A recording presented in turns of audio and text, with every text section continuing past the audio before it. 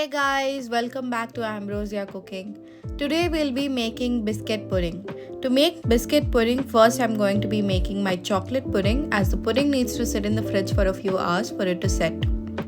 So to make the chocolate pudding, first I'm going to be mixing corn flour and milk in equal ratio, which is 2 tablespoons each. Mix it until you get a smooth paste with no lumps. Then I'm going to be mixing cocoa powder, which is unsweetened, with milk in equal ratio, which is 3 tablespoons each, and then mix it until it forms a nice paste.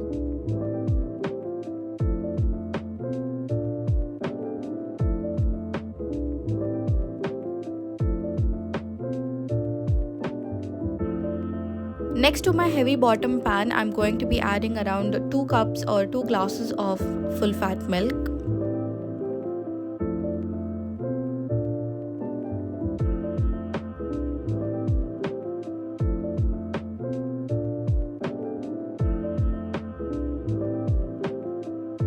On a high flame, I'm going to bring my milk to a boil. Once my milk is done boiling, I'm going to be adding in my chocolate paste to it and mix it evenly with a whisk so that it's equally incorporated. Once this mixture has come to a boil, I'm going to be adding in my vanilla extract to it.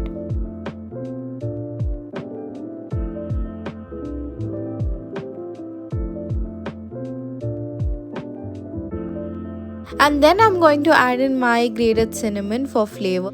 And then I'm going to pour in my corn flour slurry to the mixture while simultaneously whisking it so that the mixture does not form any lumps. Heat this mixture over the flame for around 2 to 3 minutes. Then the mixture is going to thicken up. Once the mixture reaches some kind of consistency like this, I'm going to turn off my flame and then let it cool down for a while.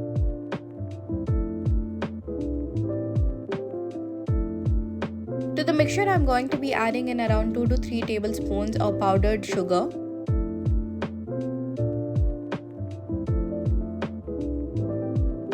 Mix it well so that the sugar is equally incorporated in our pudding.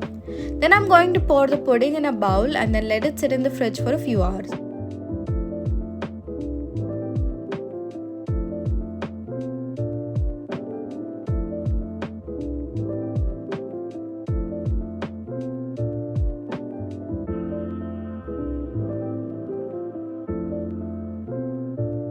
Next, I have some biscuits in a bowl that I'm going to crush to a fine powder.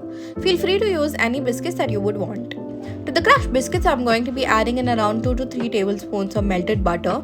The butter is totally optional. You could feel free to skip this part. I just like butter here because it holds shape and stays firm, and I'm going to be adding in my pudding on top of it. Next, I have a few ripe bananas that I'm going to slice for my chocolate pudding. You could use any fruits that you would want, but I think bananas goes really well with the chocolate pudding.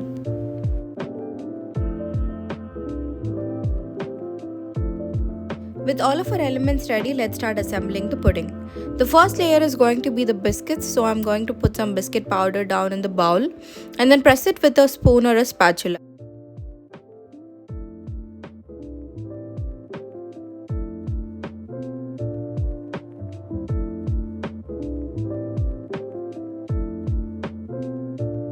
Then I'm going to be adding my espresso on top of the biscuits. Feel free to be generous with the espresso if you like the coffee taste.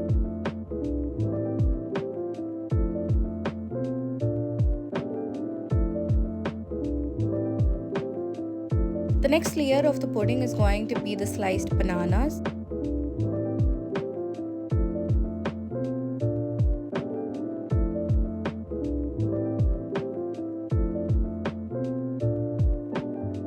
I'm going to pour my chilled pudding on top of the bananas and spread it evenly using a spatula.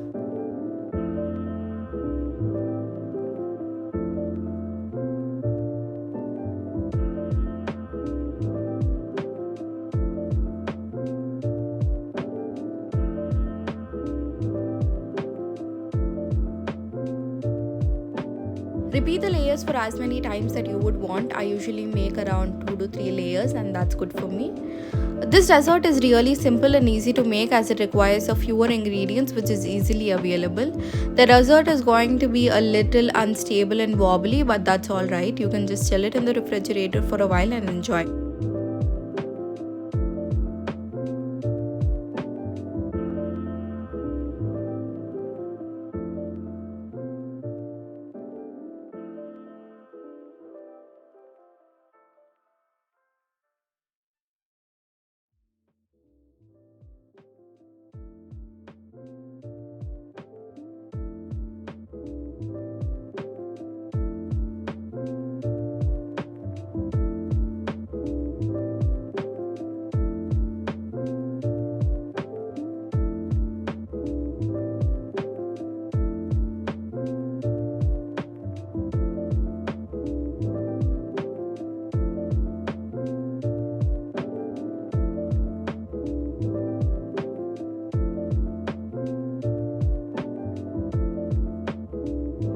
my pudding, I'm going to be making some cream cheese frosting. You could also make some whipped cream to decorate your pudding, but I prefer cream cheese frosting this time because I had some cream cheese left over. To make the cream cheese frosting, add in melted butter and powdered sugar, which is 3 tablespoons each to a bowl, and then whisk it.